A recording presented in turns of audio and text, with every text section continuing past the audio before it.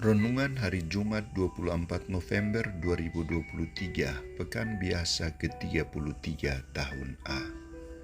Peringatan wajib Santo Andreas Dunlap, imam dan kawan-kawan martir Vietnam. Rumahku adalah rumah doa, bukan sarang penyamun.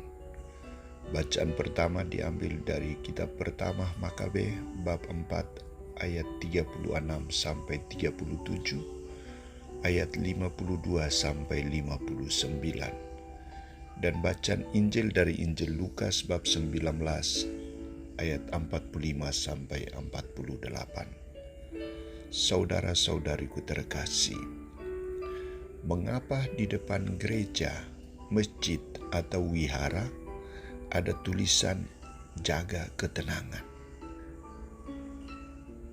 Karena tempat-tempat ini adalah tempat yang suci, kudus, dan dikhususkan sebagai tempat doa, tempat komunikasi manusia dengan Allah.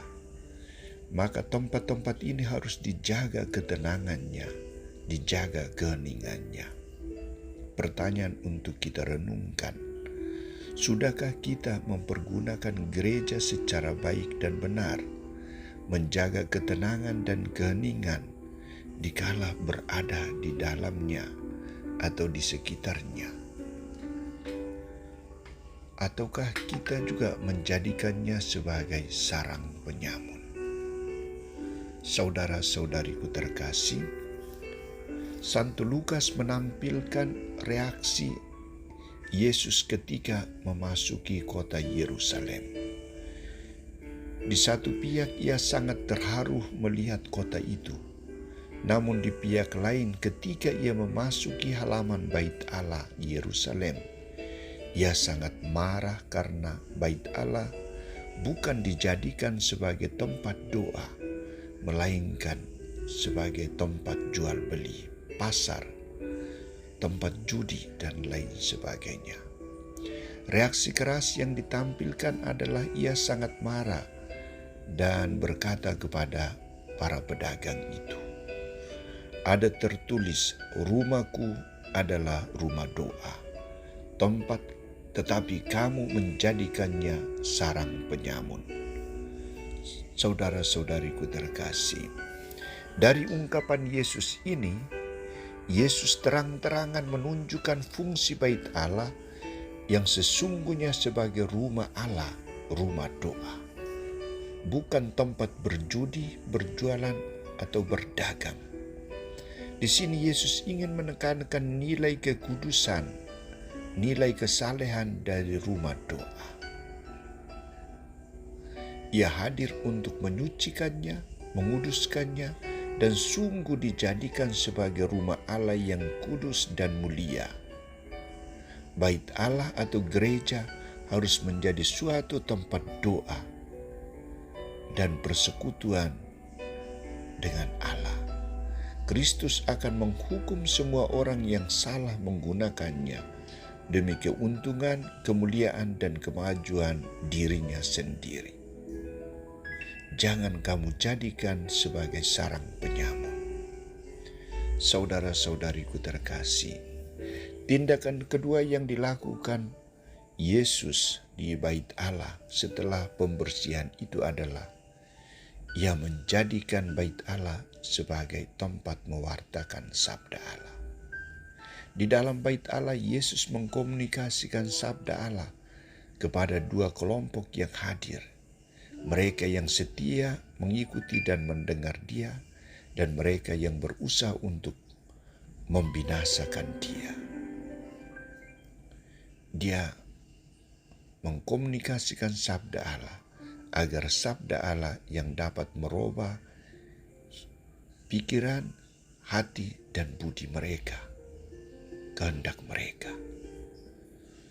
Dari dua sikap Yesus ini, ia hendak menampilkan adanya suatu ibadat corak baru dari peran Bait Allah itu sendiri, yakni sebagai tempat doa, tempat persembahan kurban, dan juga sebagai tempat menyampaikan atau mengkomunikasikan sabda Allah kepada umat manusia. Saudara-saudariku terkasih, sabda Yesus juga mengingatkan kita akan pentingnya gereja sebagai rumah doa, sebagai rumah Allah. Di dalam gereja kita berkomunikasi secara intim dengan Allah. Kita mempersembahkan doa-doa permohonan kita. Kita mendengarkan sabda Allah dan kita bersatu dengan Yesus dalam tubuh dan darahnya. Sejak kita memasuki gereja dan keluar dari gereja, kita telah mengalami satu suasana yang kudus, sakral, yang kita peroleh secara cuma-cuma dari Allah sendiri untuk menjadikan kita berkenan di hadapannya. Hari ini juga gereja memperingati sikap kemartiran Santo Andreas Dunlak dan kawan-kawan Martin Vietnam yang sungguh mati demi Kristus. Mereka menumpahkan darah demi Kristus, demi keluhuran iman mereka akan Kristus. Maka tugas kita juga adalah jangan mencemarkan rumah doa itu sendiri. Jangan mencemarkan diri kita, tetapi kita berusaha untuk menjaga, merawat, dan menjadikan gereja dan tubuh kita sebagai sarana yang menghantar sesama kita untuk berkomunikasi dengan Tuhan dan juga untuk memperoleh rahmat dan berkat dari Tuhan. Rumahku adalah rumah doa, bukan sarang penyamun. Santo Andreas Dunlak dan kawan-kawan, doakanlah kami.